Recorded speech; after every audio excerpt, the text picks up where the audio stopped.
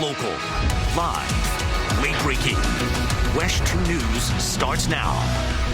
Now at noon, right now, Brianna Taylor's family is speaking out at a news conference after they learned just this week that charges would not be filed against the 3 officers involved in her killing. This comes as protests in the name of Brianna Taylor continued for a second night following the decision by the grand jury. In Seattle, an officer ran over someone with his bicycle, and in Louisville, more than 20 people were arrested last night.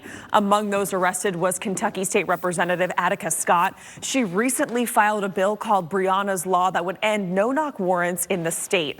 Family attorney Benjamin Crump had a message for the Kentucky State Attorney. If you want us to accept the results, then release the transcript. Release the transcript so we can have transparency.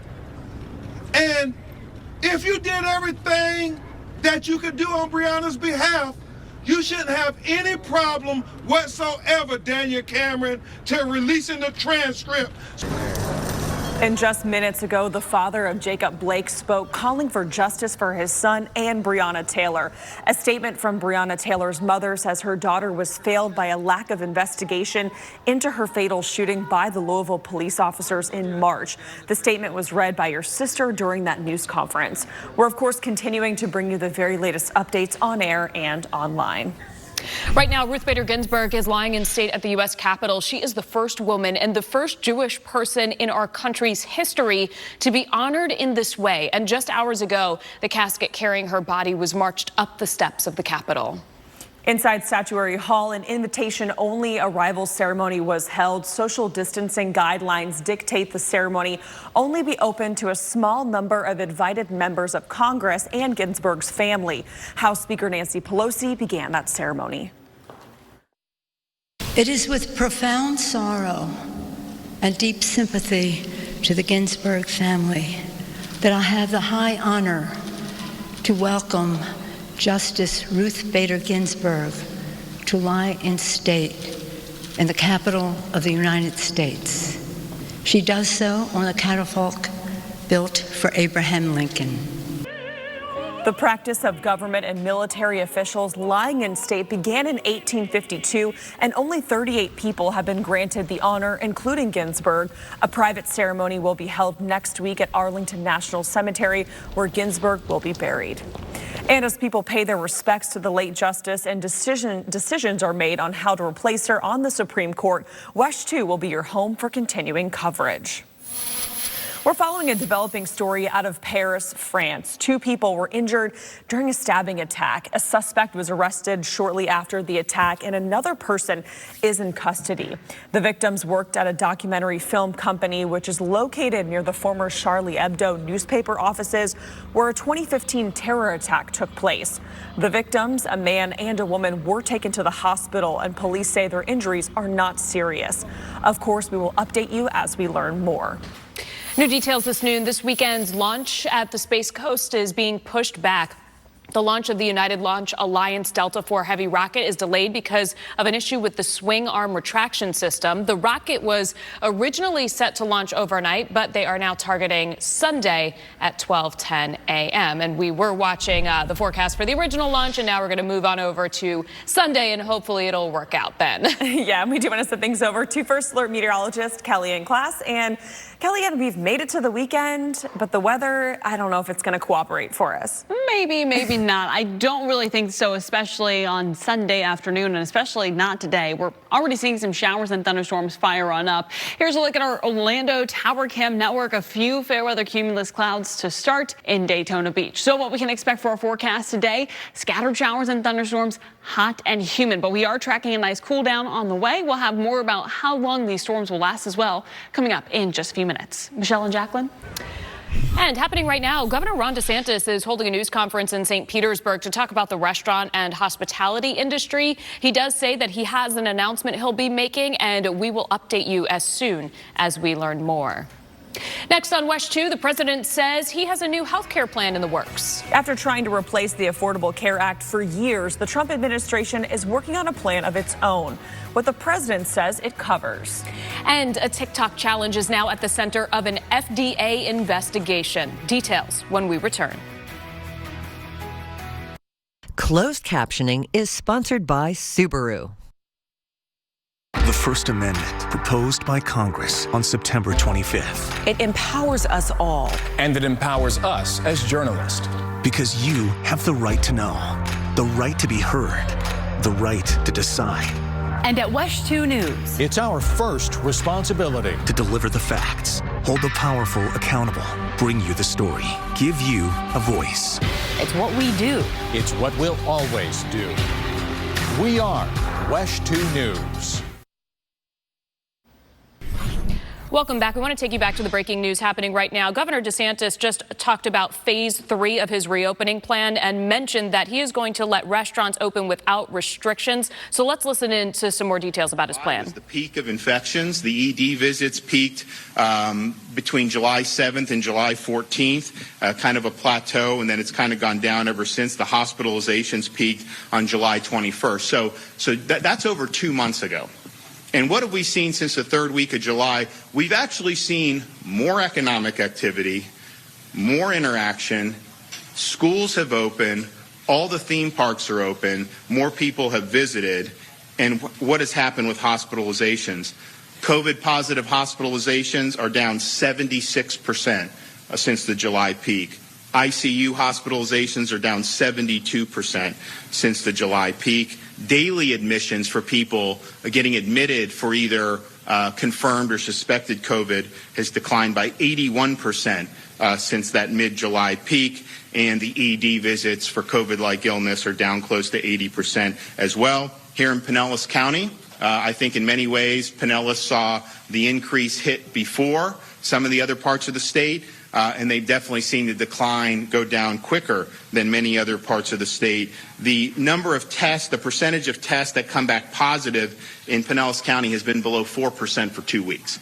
And if you know anything about these PCR tests, at least 1% are probably just false positives. Some of the other ones, if the people aren't symptomatic, may be picking up dead virus. That's a very low number for Pinellas County. Hospitalizations in Pinellas County have decreased by 79% since the July peak, and daily admissions to the hospital in Pinellas have declined by 82% since the peak. Individuals showing up for the ER to the ED with COVID-like symptoms has decreased by more than 80% since the first week of July. And so I think what we've seen is we've been able to put more people back to work. All these indicators have gone down since July. You know, the end of June and July, were tough not only for Florida but through across the Sun Belt. But you've seen steady progress going in this direction. And so we need everyone to be able to go to work. We need people to be able to be in school. We have over 1.1 million students who are in person having instruction. We've had schools open since at least August 11th in parts of the state, and certainly at least a month almost every place in the state except southern Florida, although Palm Beach County is open for in-person, and Broward and Miami-Dade are going to start soon. So that's very important. Our universities have people that are in person, the students. That's important to do. We have college sports. We have high school sports. Of course, the NFL with fans in most parts of the state, which I think is great. So I'm glad to be able to stand with some folks here who've been working very hard under very difficult circumstances. I think that I'm going to have a couple of them come up who want to say some stuff, but I think this will be, really significant for them in terms of the way forward here. So. Is anyone who wants to come up and talk about anyone from the restaurant? Go ahead. Yep. Well, first of all, I'd like to commend Governor Desantis for his leadership throughout this pandemic. I've said multiple times to friends and family how truly grateful I am that he's the steward of our state. Today is a big step for us as restaurateurs in the road to recovery. We employ almost 500 people pre-pandemic, so it's been a long road, but we're working hard to get back on. And I think that this gives us a real fighting chance. So I'm very grateful for you, and just grateful that we had the opportunity to be here and see this through. About your restaurant, where you're at located. Yeah, so we're a 38-year-old business. Okay, you've been listening to Governor Ron DeSantis, who has been speaking in St. Petersburg, and his announcement was that we are moving forward here in Florida with reopening the economy and getting people back to work. And his major part of this announcement of phase 3 was that he's going to allow restaurants to open without restrictions. He wants people to be working, and he says that we've seen some steady progress in our coronavirus numbers here in the state. He says our indicators and our numbers have gone down since July. And so we're going to continue to monitor this press conference here. And if you want to continue to watch it, you can go to WESH.com and stay with WESH 2 News throughout the day. We'll have the very latest updates for you. And turning now to our first alert weather, Michelle, we have finally made it to Friday. Oh, yeah. And we just want to know if the weather is going to cooperate with us for the weekend. Kellyanne, I know we're still in our rainy season. It feels like it's lasting forever, but how's the weekend looking? Okay, we have some showers and thunderstorms that we are expected, especially by Sunday. Saturday will be the better day to kind of get outside and enjoy the weather if you can get past the heat and humidity. But right now, we're already seeing some showers and thunderstorms. Taking a look at our Kennedy Space Tower Cam network, this is looking east. We have a cluster of storms back in the ocean and in the Atlantic that is producing some heavy rainfall, but at least inland areas mostly dry with the exception of Osceola and Brevard County. Going down just southwest of Kenansville, these are moving in a northeasterly direction, so Kenansville about to get some heavier rainfall. Same thing with Yeehaw Junction, where they're seeing some steady rain at the moment. Eastern Osceola County heading towards Brevard County, where we see a few more showers and thunderstorms in the mix. Once we put these into motion, you can see some of them are fading out, but then new ones are beginning to form towards Cocoa Beach, Melbourne, and even Satellite Beach. Slowly beginning to fade on now as we head throughout about the 9 o'clock hour. So your 12-hour forecast for the rest of this afternoon, temperatures into the 90s, slowly falling into the 70s, and then the rain will eventually dry on out, but still having some lingering showers and thunderstorms during the overnight hours. Taking a look at forecasts, high temperatures versus records. Yes, it's hot, but it's not record-breaking heat, so at least it's somewhat better than seeing temperatures into the actual mid-90s and nearing the triple digits. So a good pool day today. Just keep in mind, showers and thunderstorms will be on the increase as we head throughout the afternoon and evening. This evening, again, we're tracking showers and thunderstorms falling on off. Temperatures slowly climbing down into the 70s with about a 20% chance still by about 10 o'clock this evening. So we are expected to slowly have a better and better day tomorrow with about a 20% chance of storms. Looking ahead to the launch forecast, right now they're giving it about an 80% go. That's Sunday morning at 12:10. First alert 7-day forecast features a slow drying trend tomorrow at about 40%, back to 50% on Sunday, Monday and Tuesday at 70%. Getting drier and cooler Wednesday and Thursday, which we'll talk about in the next half hour. Don't go anywhere. We'll be right back. Closed captioning is sponsored by Rubenstein Law. Injured? Call 1-800-FL-LEGAL.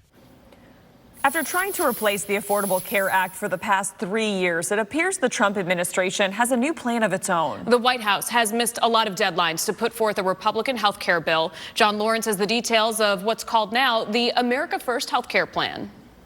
President Trump also mentioned Thursday that senior citizens will receive $200 cards in the coming weeks to help them purchase prescription medications. A senior administration official told CNN that the money will come in the form of discount cards for prescription drug copays. A TikTok challenge is now the center of an FDA investigation. The agency said that it is looking into reports of teens participating in the so-called Benadryl challenge. Teenagers in the challenge are encouraged to take large doses of the allergy drug. And according to the FDA, teens have reportedly ended up in emergency rooms with serious injuries, and some may have even died. The FDA warns that taking too much Benadryl can lead to severe health problems and even death. Coming up next on WESH 2 News at noon, the fight for a COVID-19 vaccine. The FDA is pushing back on President Trump's suggestion that he could reject strict guidelines. How the FDA says they'll be making decisions on the final approval of a vaccine. Plus, if you are planning on going trick-or-treating this Halloween, the CDC has put out some new guidelines to help keep you safe. You are watching WESH 2 News at noon. Stay with us. Live, late-breaking.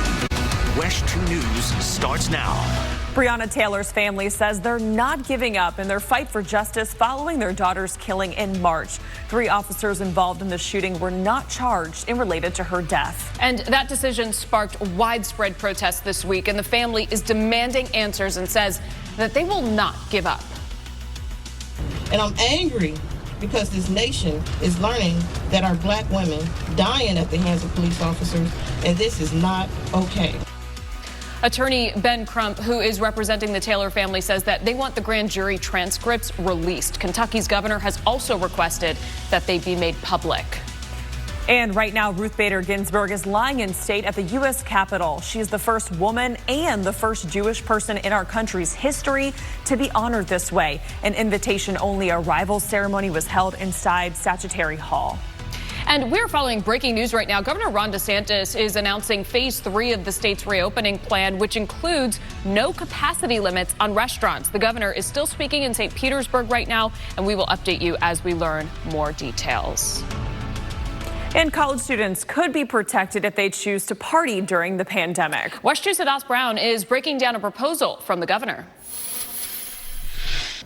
And turning now to our first alert weather. Michelle, we have made it to the weekend, so hopefully our Friday is shaping up well. Yeah, and right now, still a little humid outside, Kellyanne. Are we seeing any showers yet, though? Yes, we are. Most of these are in portions of Osceola and Brevard County, so the rest of Central Florida is remaining dry, but that's going to change as we head throughout the day today. So here's a look at live radar. Cluster of showers and storms in the Atlantic. Then we have a few spotty showers as we go towards Kenansville and Yeehaw Junction. These are moving northeast right now as it kind of moves into Brevard County towards Cocoa Beach, Satellite Beach, and even Melbourne. That's where they're starting to fade out. So they kind of just pop up and then fade out. We're also seeing some showers kind of develop right around the Cape as well. Ocala, though, fair weather cumulus clouds to start off your afternoon. It's pretty warm, though, if you're not seeing any showers or thunderstorms. It feels like it's 98 degrees in Orlando, feels like it's 96 degrees in Ocala. Daytona Beach feels like it's 99 degrees. So it is hot right now, and we're only going to get hotter as we head throughout the afternoon hours. So taking a look at our 12-hour forecast, temperatures today top out into the lower 90s. We have about a 50 to 60% chance of showers and thunderstorms with a few lingering showers and storms right around 9, 10, even 11 o'clock. We are tracking even more rainfall ahead of a cold front. We'll let you know just how cool it's going to get coming up in just a few minutes. Michelle and Jacqueline. Thanks, Kellyanne. More than 400 people are under quarantine orders by the Orange County School District. The district is reporting 225 positive cases, with a majority of them being students. 81 employees have tested positive and 2 visitors as well. The district is dealing with 458 active quarantine cases, and 10 of those just announced yesterday. If you're planning on going door to door for Halloween this weekend, the CDC has some new, or not this weekend, but for Halloween, the CDC has some new costume advice to help keep you safe. The Centers for Disease Control says do not wear a costume mask over a protective cloth mask because it can be dangerous if the costume mask makes it hard to breathe. The CDC also says a costume mask should not be used unless it's made of 2 or more layers of breathable fabric that covers the mouth and nose and doesn't leave gaps around the face. If you want to know if it's fitting well, you can just lean into the mirror, and then when you inhale, you can see the mask collapse a little bit, and that's evidence that you're getting your filtered air through the cloth rather than around edges of a poorly fitting mask. Dr. Mary Clifton says it's important to protect yourself from viral infections over Halloween. She says on average, about 1 in 70 people around the country are still sick, infected, and transmitting the virus. All right, and today, 2 Halloween events are opening up that you can safely take part in. The first is the Scream and Stream in Kissimmee. You can stay in your car while you stop at all the red lights to watch different horror scenes. The Scream and Stream will be at Boggy Creek Airboat Adventures every weekend through Halloween.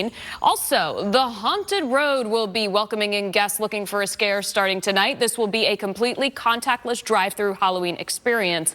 This one is on Lake Pickett Road in Orlando. Tickets are available starting today, and they range from $15 to $30. And coming up next on WESH 2 News at noon, could a big Hollywood star soon be among the stars in space? Well, there are some serious signs that legendary actor Tom Cruise could be blasting off from a Central Florida spaceport in the near future. We have all the details when we come back. Closed captioning is sponsored by Advent Health. Okay, so going to space might not be a mission impossible for actor Tom Cruise. No, that's because there are signs that the star could be blasting off from a Central Florida spaceport. And as WESH 2's Dan Billow reports, this could all happen in about a year. Coming up next on WESH 2, how one of our local sports teams is giving back. And so many big events have been rescheduled due to the pandemic, but some won't be happening for years. What some companies are doing to help ticket holders. The First Amendment, proposed by Congress on September 25th. It empowers us all. And it empowers us as journalists. Because you have the right to know, the right to be heard, the right to decide. And at WESH 2 News, it's our first responsibility to deliver the facts, hold the powerful accountable, bring you the story, give you a voice. It's what we do. It's what we'll always do. We are WESH 2 News. We know the pandemic has canceled or pushed back so many events and concerts. Yeah, and some of them have been rescheduled for 2 to 3 years from now. So as WESH 2's Megan Mulatto reports, some companies are giving ticket holders a chance to get their money back. Some live music companies are allowing those who purchase tickets for an original concert date to get a refund if that concert has been postponed or rescheduled due to the pandemic. The Orlando Magic filled up a truck to help local students with get some fitness equipment. Yeah, so this is all part of the Magic Fit 4-week challenge. So what was inside this truck? 2,700 basketballs, just like this one, donated to 15 schools in Orange County. Orange County Public Schools shared the pictures that you just saw there, and they tweeted, quote, "We are grateful for your continued assist to help our students and schools score." UCF just introduced a new initiative called Bounce House Live for the home football game season. It gives fans an opportunity to be a part of the game from the comfort of their living room. Fans can enter to win by filling out a form by Wednesday, September 30th by 5 p.m. Winners will be featured throughout the game on the video board in the Bounce House. The first Bounce House Live will take place during UCF's home opener. That's on Saturday, October 3rd. All right, giving them a way to get involved and be a part of the action. Yeah, absolutely. And right now, turning to our first alert weather. I don't know, maybe being on your couch and doing things from your living room might be a good idea because it's hot outside, Michelle. I know, the AC sounds so good. When you step outside, Kellyanne, it's always just like smack to the face with that humidity and heat. I know, I agree. I feel like you just open the oven door and it kind of just like hits you in the face. What a day it was today. It already has been seeing temperatures into the upper 90s compared to what we saw earlier this week, where we saw temperatures into the 80s. So it's hot outside. Daytona Beach is looking pretty good right now. A lot of sunshine. If you are planning to head to the beach, just keep in mind there's a high risk for rip currents. That'll increase our rain chances Monday and Tuesday as well to about 70%. We could, though, by late next week be waking up to temperatures into the mid 60s. Looks like it will persist for quite some time, at least that cooler air, even within the next about 8 to 14 days or so. So looks like we have some cooler air on the way. We just have to wait a little bit. Here's a look at the tropics. Nothing happening. We're quiet, but don't forget we still have all of September, October, and November.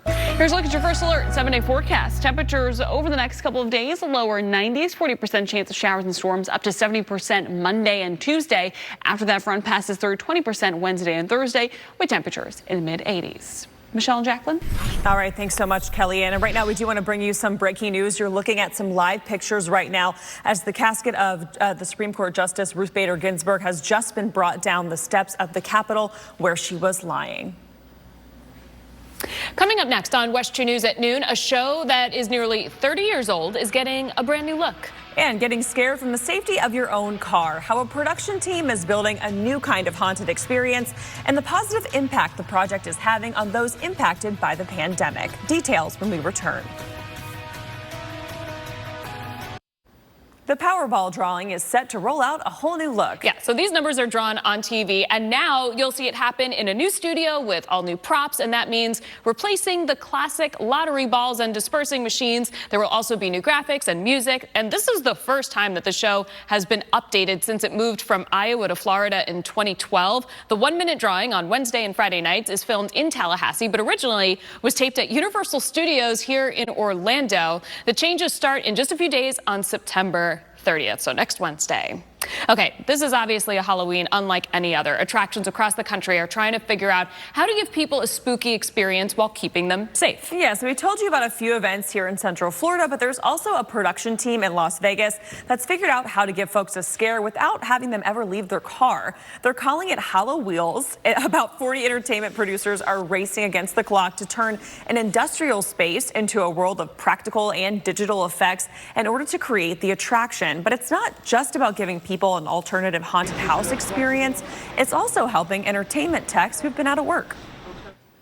And what that was designed to do was to help the techs and entertainers of this industry here that have basically been out of work since the shutdown happened.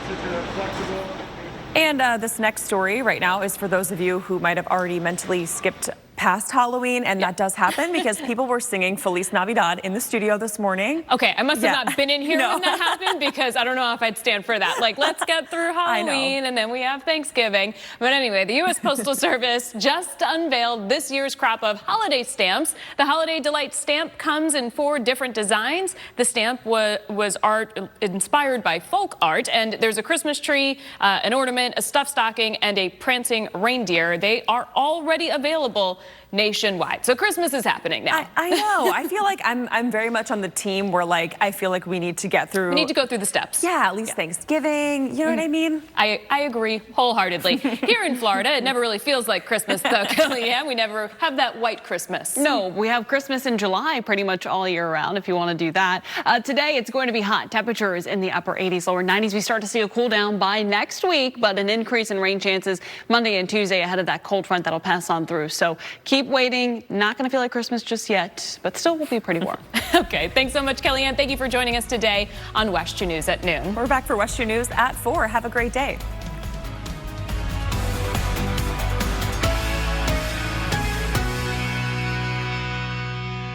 Jason Guy and Michelle Imperato, awarded Best News Team by the Florida Association of Broadcast Journalists. Catch Jason and Michelle every weekday on WESH 2 News Sunrise. Tonight, starting at 6, stay at home with Mom and the Goldbergs on CW18.